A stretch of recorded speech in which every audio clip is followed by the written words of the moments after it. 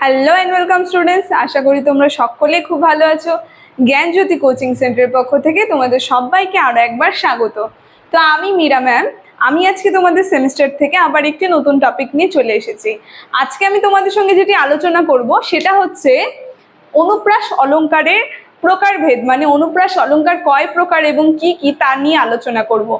এর আগের ভিডিওতে আমি অনুপ্রাস অলংকার কাকে বলে এবং অনুপ্রাস অলংকারের বৈশিষ্ট্য সেটা নিয়ে আমি কিন্তু আলোচনা করেছি। তো আজকের ভিডিওতে আমি যেটা বলবো সেটা হচ্ছে অনুপ্রাস অলংকারের প্রকারভেদ, বলতে অনুপ্রাস অলংকার কয় প্রকার এবং কি কি সেটা নিয়ে একদম ডিটেলসে আমি তোমাদের সঙ্গে আজকে আলোচনা করব। আলোচনাটি শুরু করার আগে দেখো বোর্ডের কর্নারে তোমরা দুটো নাম্বার দেখতে পাচ্ছ। এটা হচ্ছে আমাদের জ্ঞানজ্যোতি কোচিং সেন্টারের হেল্পলাইন নাম্বার। এখানে তোমাদের অনলাইনে ক্লাস করানো হয়, তার সঙ্গে তোমাদের নোটসও দেওয়া হয়। তোমরা যদি আমাদের সঙ্গে অনলাইন ক্লাসে যুক্ত হতে চাও এবং নোটস পেতে চাও তাহলে এই নাম্বার দুটির সঙ্গে যোগাযোগ করো। তাহলে আমি আমার টপিকটি শুরু করছি। দেখো, প্রথমেই বললাম আজকে আমি তোমাদের সঙ্গে যেটি আলোচনা করব সেটা হচ্ছে অনুপ্রাস অলংকার শ্রেণী বিভাগ। অনুপ্রাস অলংকারের মানে কয় প্রকার এবং কি কি। প্রথমে দেখো আমি এখানে লিখেছি যে অনুপ্রাস অলংকার হচ্ছে 6 প্রকার, ঠিক আছে। দেখো এর মধ্যে আমি দিয়েছি অনুপ্রাস অলংকার 6 প্রকার এবং তার নামগুলো কিন্তু আমি লিখে দিয়েছি। প্রথমে যে অলংকারটা আছে, একে আছে হচ্ছে অন্তানুপ্রাস অলংকার, দুইয়ে আছে হচ্ছে 2 নম্বর যে অলংকারটা সেটা হচ্ছে সত্যানুপ্রাস অলংকার, 3-এ আছে সর্বানুপ্রাস অলংকার, 4-এ আছে ছ্যাকানুপ্রাস অলংকার, 5-এ আছে বৃত্তানুপ্রাস অলংকার, আর 6-এ আছে লাটানুপ্রাস অলংকার। তো অনুপ্রাস অলংকার 6 প্রকার এবং তার নাম হচ্ছে এগুলো আমি যেগুলো আলোচনা করলাম।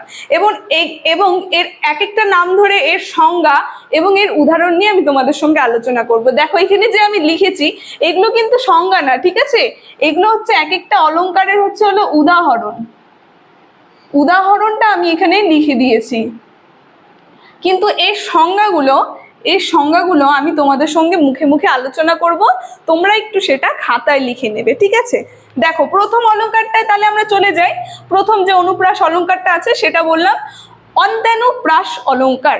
তো এই অন্তানুপ্রাস অলংকারের যদি আমরা সংজ্ঞা দেখি, তোমরা যেটা লিখবে এখানে আছে যে কবিতার এক চরণের শেষে যে শব্দধ্বনি থাকে অন্য চরণের শেষে তাই পুনরাবৃত্ত যে অনুপ্রাস অলংকার সৃষ্টি হয় তার নামই হচ্ছে অন্তানুপ্রাস অলংকার।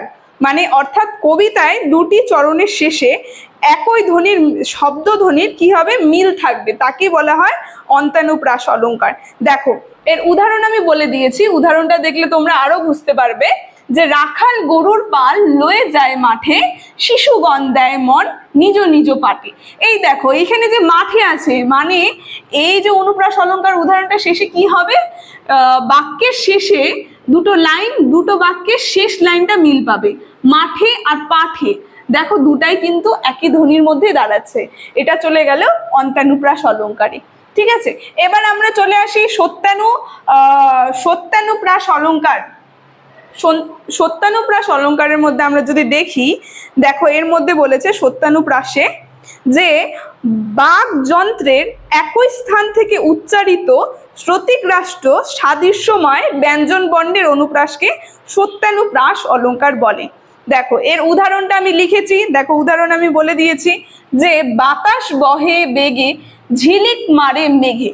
এখানে এখানে একটু মেঘে হবে, হ্যাঁ এটা ঠিক করে নেবে। এখানে ঝিলিক মারে মেঘে।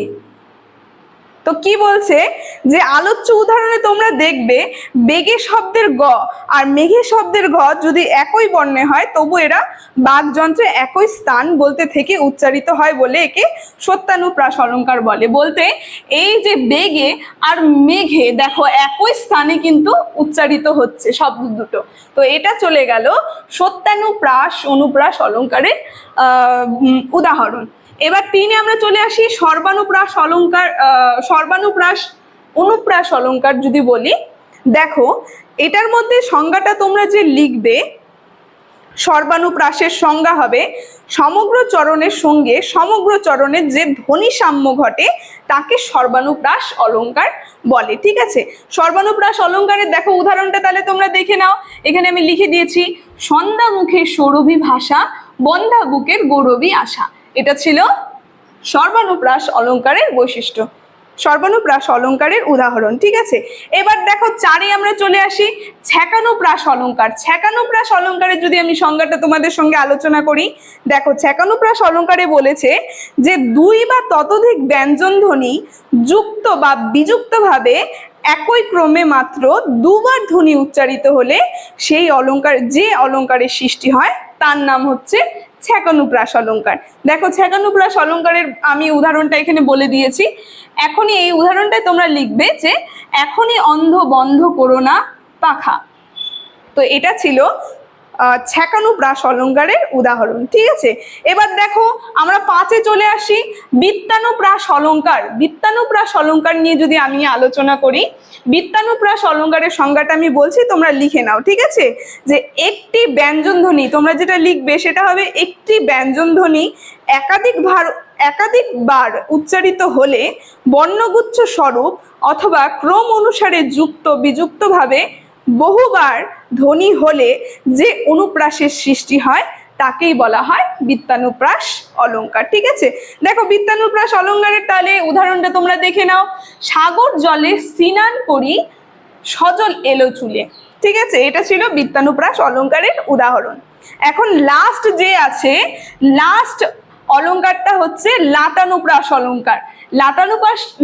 লাটানুপ্রাস অলঙ্কারে যদি আমি সংজ্ঞাটা তোমাদের সঙ্গে আলোচনা করি, তোমরা যেটা লিখবে সেটা হচ্ছে যে অনুপ্রাস অলঙ্কারে একই শব্দ 2 বার বা তার বেশি একই অর্থে ব্যবহৃত হয় এবং ধ্বনি সৌন্দর্যের সৃষ্টি করে। ঠিক আছে, সেটাকেই বলা হয় অনুপ্রাস, সেটাকেই বলা হয়, সেই অনুপ্রাসকেই বলে লাটানুপ্রাস অলঙ্কার। ঠিক আছে, আর এর উদাহরণটা যদি তোমরা দেখবে, দেখো উদাহরণে আমি বলেছি গাছে গাছে ফুলে ফুলে ফুলে অলি সুন্দর ধরতলা।